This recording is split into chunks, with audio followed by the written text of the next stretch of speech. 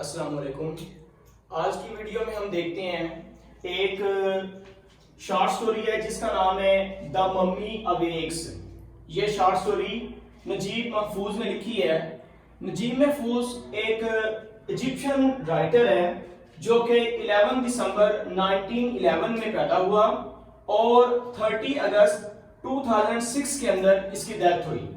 اس کے بعد اس نے تقریباً 350 کے راؤنڈ باؤٹ شارٹ سٹوریز لکھی, 34 ناولز اور ڈزنز آف مووی اسکرپٹس اس نے لکھے, 2200 کے راؤنڈ باؤٹ اس کے آرٹیکلز ہیں. اس کے علاوہ اگر دیکھا جائے اس کی نیچر کے بارے میں, اس کے ورک کے بارے میں, اس کے پوائنٹ آف ویو کے بارے میں, تو یہ ایک ایگزسٹینشلسٹ تھا. اس کے علاوہ نوبل پرائز اس نے 1988 میں حاصل کیا اور یہ ماڈرن ایجپٹ لٹریری فگر کہلاتا ہے. یہ چند پوائنٹس تھے ہمارے رائٹر کے بارے میں, نجیب محفوظ کے بارے میں. اب دیکھتے ہیں میجر کریکٹرز دا ممی اویک کے. ہمارے پاس 4 میجر کریکٹرز ہیں ممی اویک کے. سب سے پہلے محمود پاشا جو کہ اس وقت ایجپٹ کے اوپر حکومت کر رہا ہے اور کنگ ہے اور لوگوں کے اوپر ڈومینیٹڈ سوسائٹی ہے, ڈومینیٹڈ پرسنالٹی ہے. اور یہ نجیب محمود پاشا کے علاوہ سیکنڈ جو فگر ہماری شارٹ سٹوری میں ہے وہ کریکٹر ہے جنرل ہور کا. یہ ایک ایکس کنگ گزرا ہے جنرل ہور, اس کے بارے میں بتایا جائے گا. تیسرے نمبر پہ پروفیسر دارین جو کہ یہ کہانی کا نریٹر بھی ہے, ہماری شارٹ سٹوری کو نریٹ کرتا ہے. اور 4 پوائنٹ پہ شیخ جد اللہ جو کہ ایک اولڈ مین ہے اور یہ ایجپٹ کے بارے میں کافی معلومات رکھتا ہے.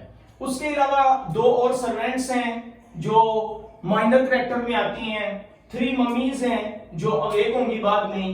ڈاگ کتے کا ذکر آئے گا اور ایک برڈ جو کہ آتا ہوا دکھائی دے گا, محسوس ہوگا. تو یہ کچھ کریکٹرز ہیں جن کو علیحدہ علیحدہ ہم ڈسکس کرتے ہیں. سب سے پہلے محمود پاشا, یہ ایک بہت اعلیٰ قسم کی پرسنالٹی رکھنے والا انسان ہے جو کہ ملٹی ڈائمینشنل پرسنالٹی ہے. اس کے اندر کئی خصوصیات پائی جاتی ہیں. مثال کے طور پر یہ ٹرک ان اوریجن ہے.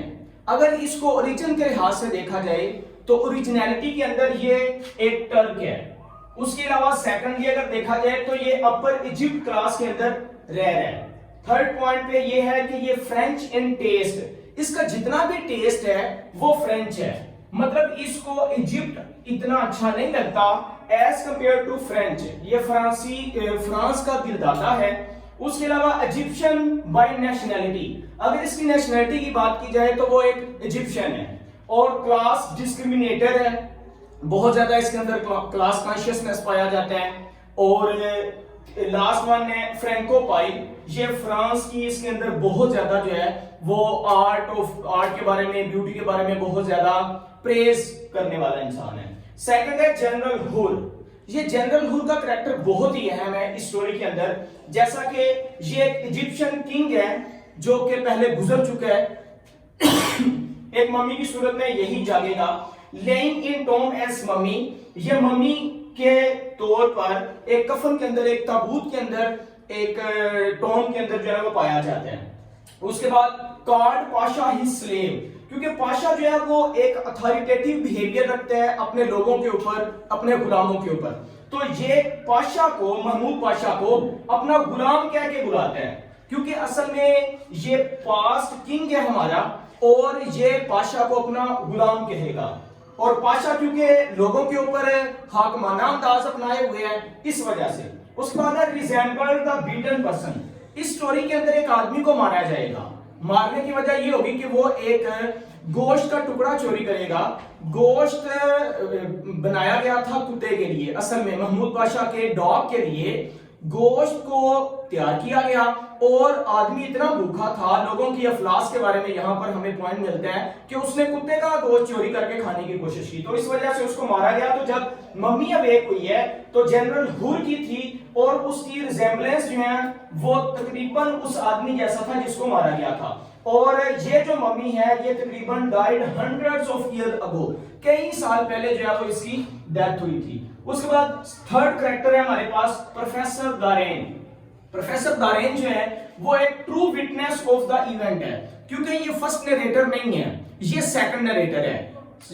کہانی نریٹ کرنے والا کوئی اور ہے، لیکن کہانی کو بہت زیادہ سرٹنٹی فراہم کرنے کے لیے یہ سیکنڈ نریٹر ہمارے پاس آیا ہے، جو کہانی جس نے ساری کی ساری دیکھی ہے.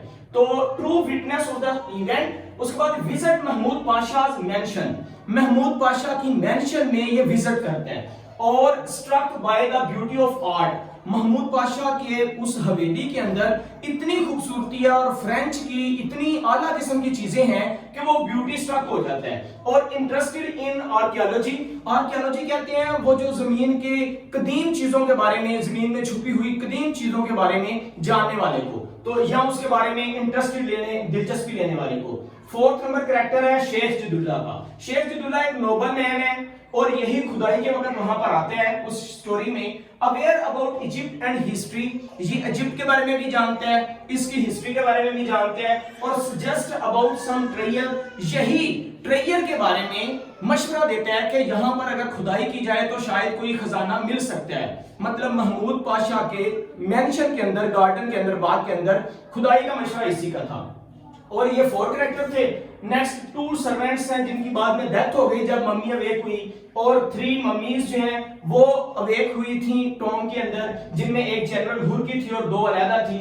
ایک ڈاگ جس کا گوشت اٹھانے کی وجہ سے ایک آدمی کو مارا گیا تھا، اور ایک برڈ ہے، ایک پرندہ جو کہ ایسے ٹوم کے اندر آتا ہے اور ایسے محسوس ہوتا ہے کہ جیسے جنرل ہور کی طرف اس کی روح آئی ہے اور جنرل ہور کی ممی جو ہے وہ جاگ جاتی ہے اور وہ حرکت کرنے لگتی ہے اور بولنے لگتی ہے. ایون کہ وہ محمود پاشا کو ڈانٹتی ہے اور اسے اتھارٹیٹیو وے سے اس سے بات کرتی ہے اور اسے کہتی ہے کہ تو اتنا اعلیٰ ہو چکا ہے، تو میرا غلام ہے اور اتنا تم حاکمانہ انداز رکھتی ہو کہ میرے ہی ڈیسینڈنٹس کے اوپر تم ڈانٹتے ہو یا ان پر گرجتے برستے ہو.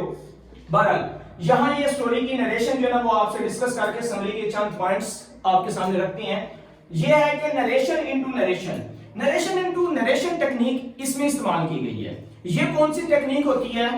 اس ٹیکنیک کے اندر ہوا یہ ہے کہ جو فرسٹ نریٹر تھا اس نے کہانی کو بیان کیا، لیکن کہانی انسرٹنٹی کا شکار تھی. جب کہانی انسرٹنٹی کا شکار تھی تو اس کو زیادہ سرٹن سچویشن کی طرف لے جانے کے لیے اس نے پروفیسر دارین کو اس کے اندر ایڈ کیا، اور باقی ساری کہانی جو ہے وہ پروفیسر دارین ہمیں سنائے گا یا بتائے گا اور نیریٹ کرے گا. اس وجہ سے یہ نریشن انٹو نریشن کی ٹیکنیک استعمال کی گئی ہے اس سٹوری کے اندر.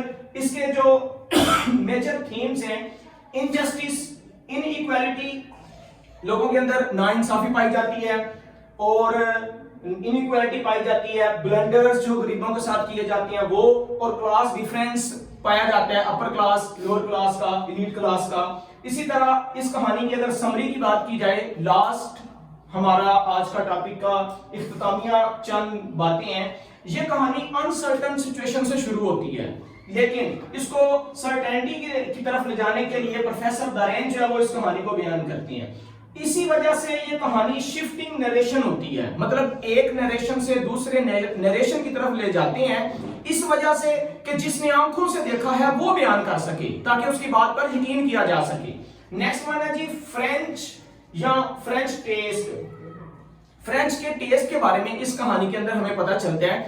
یہ اصل میں فرینچ ٹیسٹ تھا محمود پاشا کا، جس کی حویلی کے اندر لوگ جو ہیں وہ اکٹھے ہوئے ہیں اور اسی کو دیکھنے کے لیے وزٹ کرتے ہیں، اور اس کی حویلی جو ہے وہ مختلف قیمتی چیزوں سے آراستہ ہے جو کہ فرانس سے منگوائی گئی ہیں ساری کی ساری چیزیں. اور سجیشن آف میوزیم، یہ اصل میں جب پروفیسر دارین نے اس کی حویلی کو دیکھا جو کہ اتنی زیادہ اعلیٰ اور نایاب چیزوں سے بھری پڑی تھی، تو پروفیسر دارین نے محمود پاشا سے کہا تھا کہ آپ ایسا کریں، اپنی اس حویلی کو ایک میوزیم بنا دیں.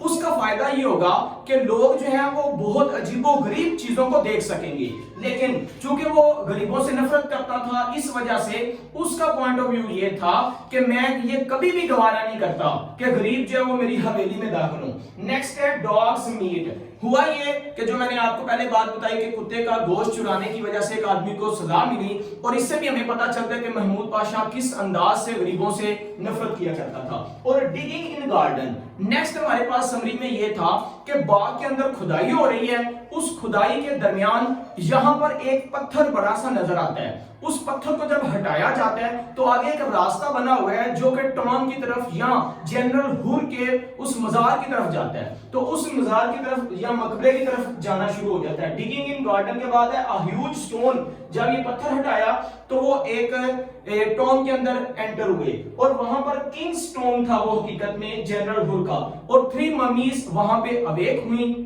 اب آپ کو اس کی مزید ڈیٹیل تھوڑی سی ہلکی سی بتانے کے لیے، جو ممیز ہیں وہ جب اویک ہوتی ہیں ان میں خاص طور پہ جو جنرل ہور کی ممی تھی وہ محمود پاشا سے پر چلانا شروع کر دیتی ہے اور اس کو ڈانٹنا شروع کر دیتی ہے، ایون کہ اسی دوران اتنا سویر قسم کا وہ گرجتی ہے کہ محمود پاشا کی ڈیتھ ہو جاتی ہے، اور اسی ممی کے کمنٹس سے یہ جو 2 سرونٹس ہیں وہ وہاں پہ پاگل ہو جاتی ہیں، ٹھیک ہے، اور 2 سرونٹس پاگل ہو جاتی ہیں۔ اس کے علاوہ ایک محمود پاشا تھا، وہ تو ویسے اس کی ڈیتھ ہو گئی، اور یہ شیخ جدولہ جو ہے وہ بھی منہ کے بل جا گرا، اور اتفاق کے ساتھ پروفیسر دارین جو ہے وہ زندہ بچ گیا تھا، اور یہ بھی ایک میراکل پوائنٹ آف ویو سے جو ہے نا وہ اس کو زندگی بخشی گئی تھی، ادروائز شاید اس کی بھی ڈیتھ ہو جاتی۔ اور نیکسٹ ڈے ایسا ہوا کہ یہ پوری کی پوری خبر جو ہے وہ اخبار کے اندر آئی۔